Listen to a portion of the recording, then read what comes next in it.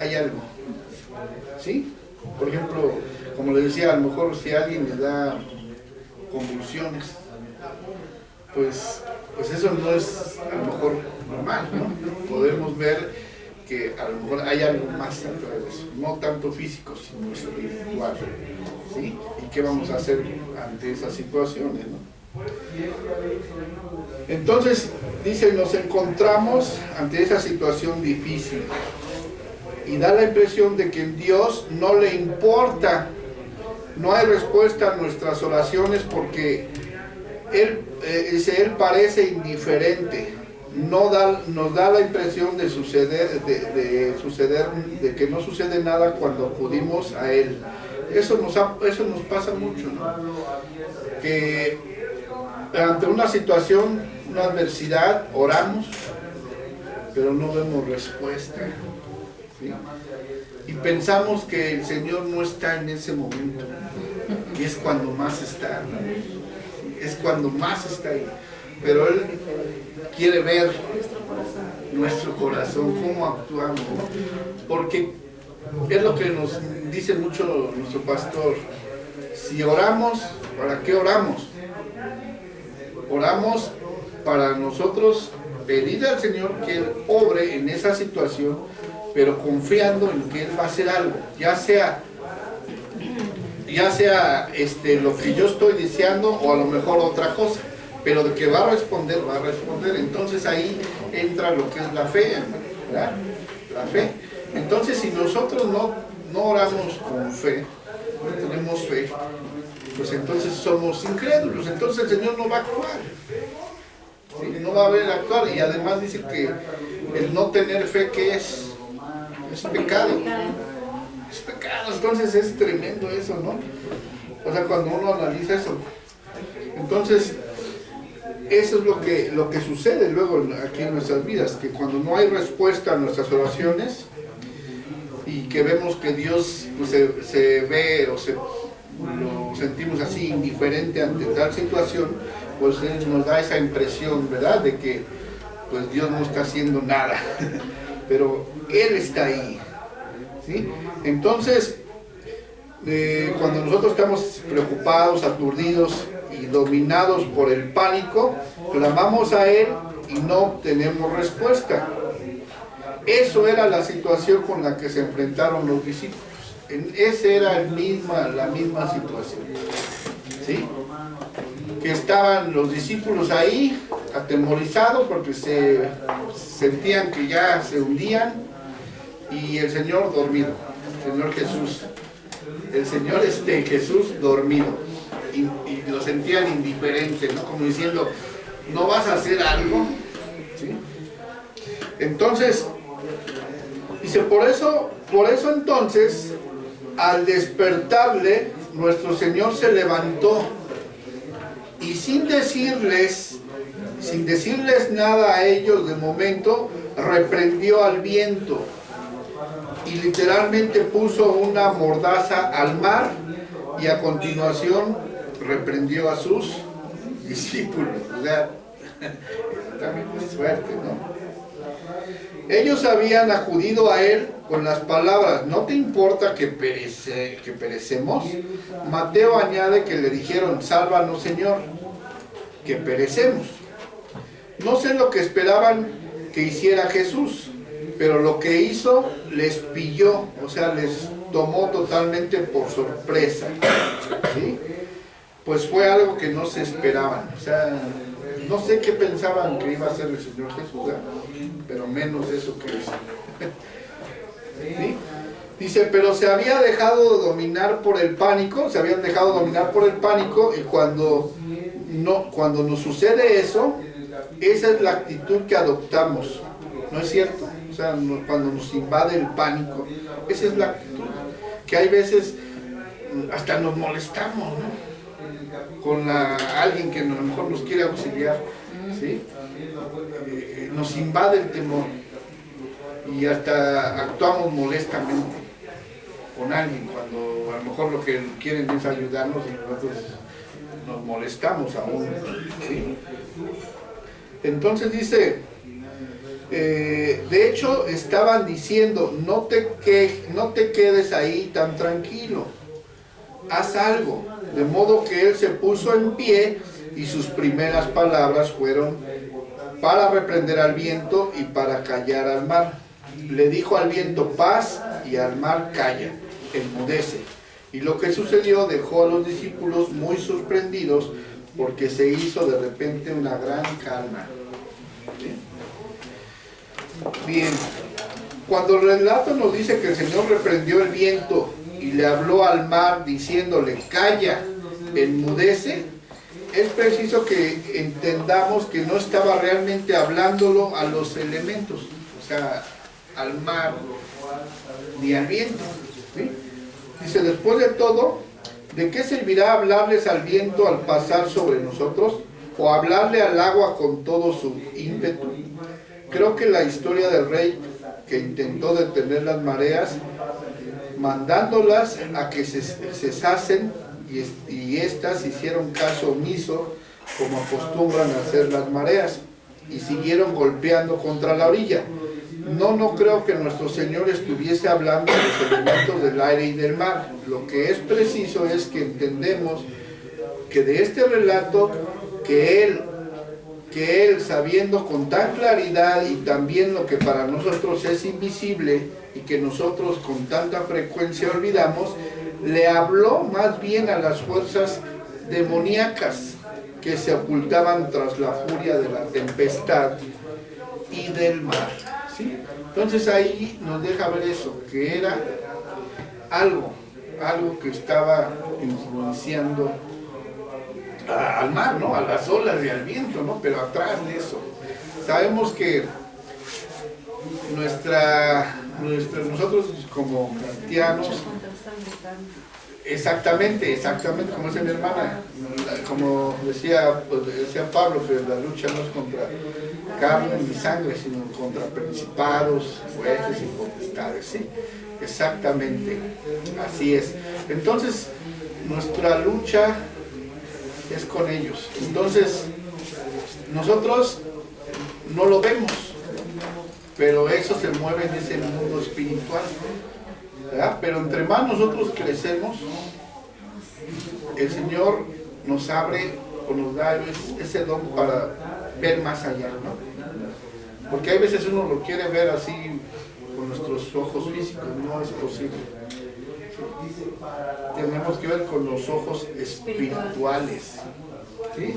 Ojos espirituales, ¿sí?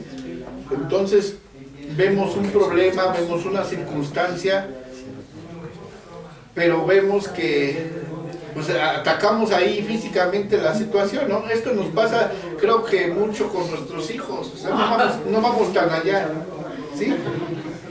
Nuestros hijos, de repente, pues sí, le contestan a uno, le dicen, y de repente uno, no me contestes, porque se detiene uno, ¿verdad? Pero se le olvida a uno eso, hermana, que no es no son ellos, hay algo atrás de ellos que los está influenciando, ¿verdad? Ahí está mi hijo. Ahí está la prueba. Entonces, de repente viene el Señor y dice, no es así. Mejor reprende, ora. Y ve uno cómo cambia las cosas. ¿Sí? Y si no lo han experimentado, háganlo en su casa. Bueno, sí, si no ha sido el caso, háganlo y van a ver que sí. La oración es poderosa. Así es, hermano. Entonces eso es lo que nos está dejando ver este pasaje, ¿sí? Que es algo, pues sí, algo espiritual. Dice aquí, lo llama así como una fuerza demoníaca, ¿sí? Que se oculta atrás de las cosas, algo físico. Bien, dice, dice, no debemos de olvidar que vivimos en un mundo caído y que según nos dicen las Escrituras en 1 de Juan 5:19, si quieren lo buscamos. 1 de Juan 5:19, hermanos. ¿Qué nos dice? Sabemos a vestirles como sabemos que somos de Dios y el mundo entero está bajo el maligno. ¿Qué nos dice eso, hermanos? ¿Qué nos deja ver eso? Cuando, si nosotros vemos un poquito más, o nos regresamos, ¿verdad? Cuando el Señor Jesús arroja a Luzbel, a lo que ahora es Satanás, lo dice que lo arroja al abismo, ¿sí? Y entonces todo el abismo, todo eso está lleno de demonios. Y dice que la mayor parte de demonios se concentraron aquí en la tierra, ¿sí? Entonces realmente el dominio, ¿quién no tiene? Entonces cuando nos deja ver eso, que el mundo entero está bajo el maligno, entonces todo lo que sucede ahí tiene un trasfondo, ¿sí? Entonces eso es lo que nosotros debemos de entender, ¿sí? Porque si no, no vamos nosotros a avanzar, nosotros no vamos a desarrollarnos, como yo nos decía el pastor. Tenemos que avanzar, desarrollarnos, crecer para madurar, ¿verdad? Porque si no, no vamos a entender más ese tipo de cosas. Entonces ya tenemos que empezar nosotros a ver más allá con los ojos espirituales. Bien. Entonces dice, no debemos de olvidar que vivimos en un mundo caído y que según nos dicen las Escrituras, que el mundo entero está bajo el maligno. Luego Marcos 4:40 continúa y les dijo, el Señor Jesús les dijo, ¿por qué estáis amedrentados? ¿Cómo no tenéis fe? Pues ahí lo está regañando, ¿no? Es decir, por eso me despertaste. ¿Sí, no? ¿Qué les sucede a ustedes cuando los despiertan? Ay, sí. ¿No? Pues, y luego más si es para algo así como que no tan importante. ¿Estás durmiendo? Dice uno, no puede ser, ¿no? Sí, entonces dice uno que no lo pudiste resolver tú, ¿no? Entonces así, algo similar. Entonces eso es lo que tenemos nosotros que ver, ¿no? Como ¿qué pasó? Aquí nuestro manual dice, no debemos olvidar, bueno ya dijimos, dice, el mundo entero se encuentra en las garras del demonio y de sus agentes, ¿verdad? Y dice, los terremotos, la hambruna, las sequías, los ciclones, los tornados, los huracanes, dice, se encuentran con frecuencia el ataque malvado de Satanás sobre la humanidad. Entonces, híjole, eso nos abre más el entendimiento, ¿no? De que detrás de eso hay algo, ¿sí? Yo recuerdo mucho acá, ¿no? Un domingo, ¿no? Ahí en la congregación, ¿verdad? Que cuando el pastor estaba en una administración, como entró un viento, ay, sí, ¿verdad? Una de esas veces que entró así que por tiró todos el lados. baño Un tubo también. Así es. Se cayó un tubo. Eso, ¿verdad? Que le cayó. Sí, ¿verdad? que le pasó agarrando el baño. Pero así es. Y de repente uno dice, ¿qué pasó? Entonces, ahí vemos, pues el enemigo no está contento, ¿verdad? Porque pues vemos que cada domingo pues gente nueva llega y es libre, ¿no? Entonces a él no le gusta, pues para nada. Entonces vemos que atrás de todo esto pues hay un ataque malvado de Satanás sobre la humanidad. Jesús lo entendió y no reprendió al viento, sino aquel que había hecho que se levantase. ¿Sí? Entonces aquí es importante, Jesús lo entendió, dice, y no reprendió al viento, sino aquel que había hecho que se levantase. ¿Quién? El enemigo. ¿Sí? Bien, entonces pues la palabra, como decimos hace rato, que no luchamos contra carne ni sangre, ¿verdad? Como dice el apóstol Pablo, sino contra principados y contra los poderes, los espíritus malvados de los lugares altos que pueden afectar a la humanidad en los diversos niveles de vida. ¿Sí? Dice, era esto lo que reprendió Jesús. Resulta interesante que las palabras que usó en este caso fueron exactamente las que usó para reprender al demonio que interrumpió su discurso en la sinagoga de Capernaum. Entonces ahí nos da otro hecho que sucedió, ¿verdad? Como leemos en el primer capítulo de este libro, por lo que se está dirigiendo a lo que no vemos, ¿sí? A algo que no vemos, al mundo invisible. Y el resultado fue que se produjo una gran bonanza, o sea, trajo paz. Bien. Entonces dice ahí en el versículo 40, que el Señor los reprendió, les dijo, en otras palabras, ¿por qué estás de miedosos? ¿Por qué estás de miedosos? ¿Qué nos dice la palabra? ¿Qué le dijo el Señor a Josué? Esfuérzate y sé valiente. O sea, el Señor no quiere que seamos de ese tipo de personas. Tenemos que ser valientes, ¿ya? Confiar en Él. ¿Sí? Si Él dijo que va a estar todos los días de nuestra vida hasta el fin del mundo, pues debemos de creerlo, ¿verdad? Y confiar. Entonces, hay veces, como les comentaba yo ayer, hay veces pues uno quiere cierta respuesta de Dios, pero eso es lo que yo quiero, pero realmente está conforme a los planes y la voluntad de Dios.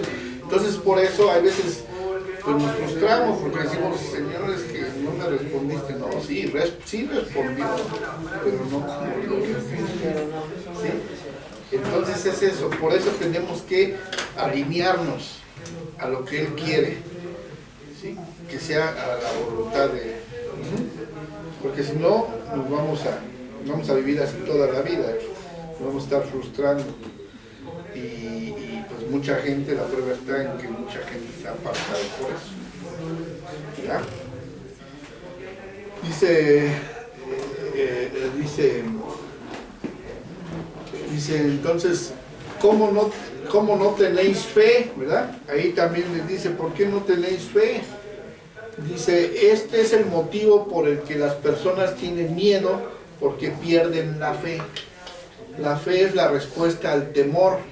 La fe es siempre la respuesta frente a nuestros temores, sean los que fueren. Entonces, hay una frase que el pastor nos dice mucho, que el temor echa fuera la fe, pero la fe echa fuera el temor. Ahora, está muy bueno. Entonces ahí dice, la fe echa fuera el temor, pero el temor también echa fuera la fe. Entonces hay que tener mucho cuidado. Entonces dice, es el motivo por el cual las personas tienen miedo, porque pierden la fe. ¿Sí? Entonces, ¿qué dice la palabra? Que sin fe es imposible agradar a Dios. Entonces, si no estamos agradando a Dios porque no tenemos fe, entonces estamos en ¿qué? En pecado, hermanos. Ahí aguas con eso, tenemos que tenerlo muy presente. Porque si no tenemos fe, entonces no estamos agradando. ¿Sale? La fe, dice entonces, la fe es la respuesta al temor. La fe es siempre la respuesta frente a nuestros temores, sean los que fueren. Y entonces ahí, si nos vamos al diccionario Strong, ¿verdad? En griego es pistis, que es fidelidad, o sea, la fe viene siendo fidelidad, persuasión, credibilidad, y específicamente confianza en Cristo para salvación, ¿sí? Así es.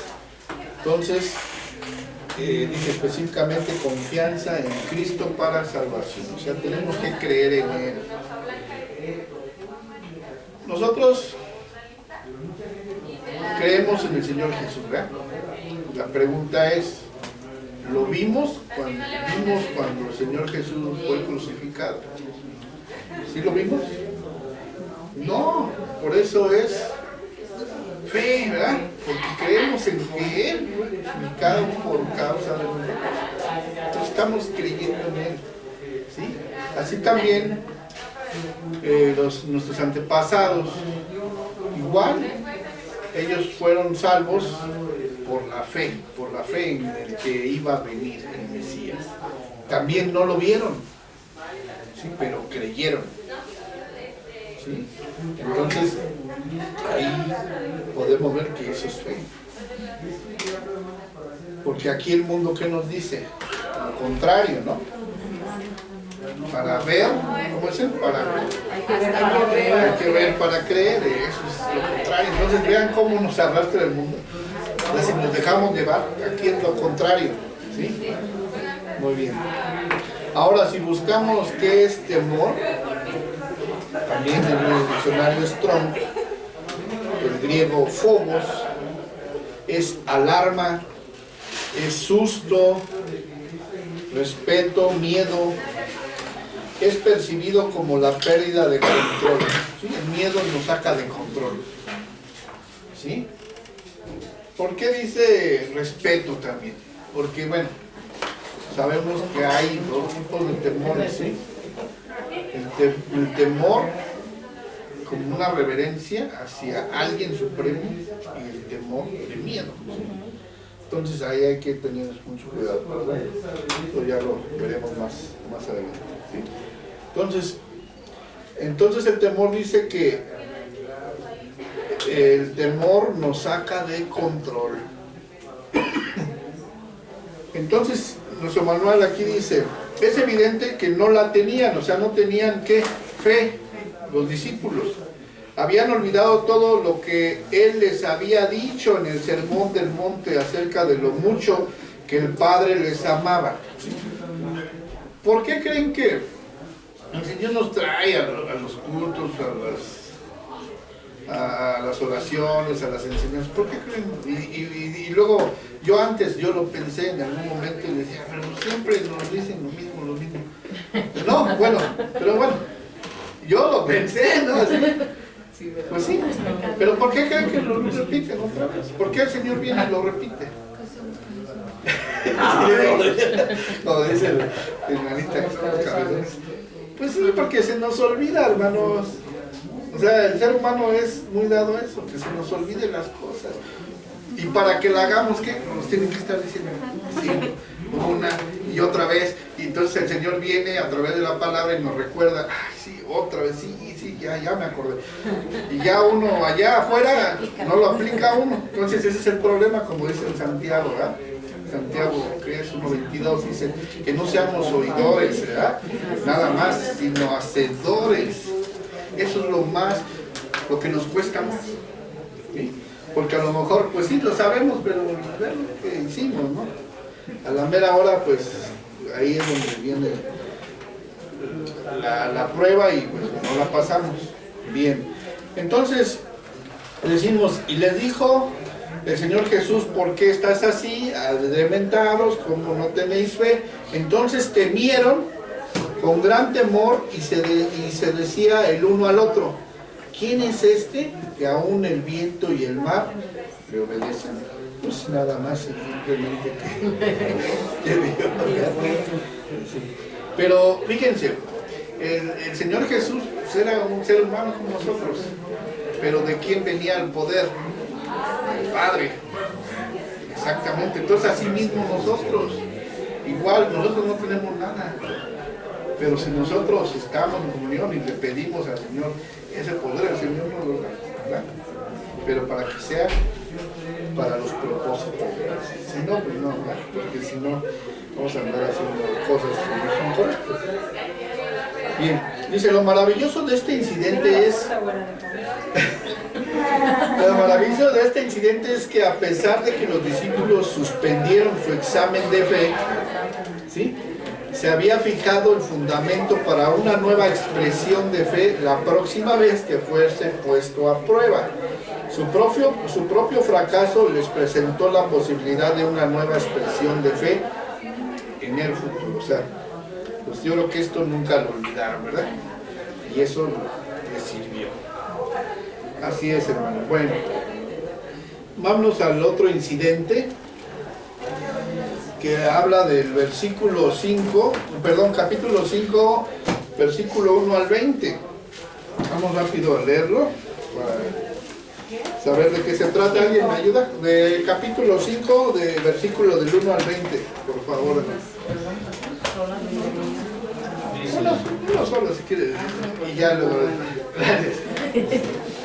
Vinieron al otro lado del mar, a la región de los Gadarenos, y cuando salió de la barca, enseguida vino a su encuentro de los sepulcros un hombre con un espíritu inmundo, que tenía su morada en los sepulcros, y nadie podía atarle ni aun con cadenas, porque muchas veces había sido atado con grillos y cadenas, mas las cadenas habían sido hechas pedazos por él, y desmenuzados con grillos, y nadie le podía dominar.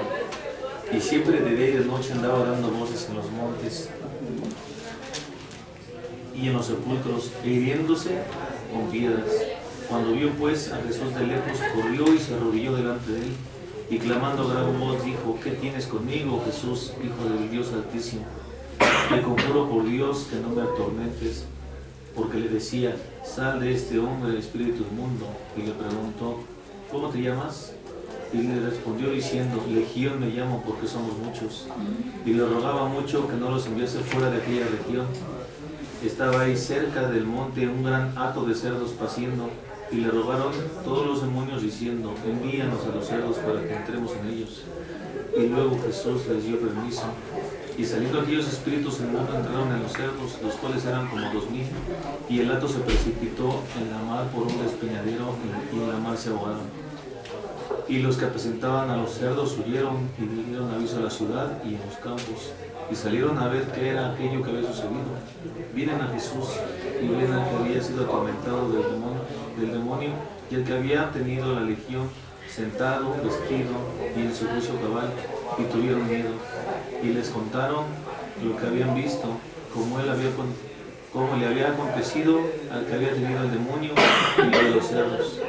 Y comenzaron a rogarle que se fuera de sus contornos. Al entrar él en la barca, el que había estado endemoniado le rogaba que le dejase estar con él.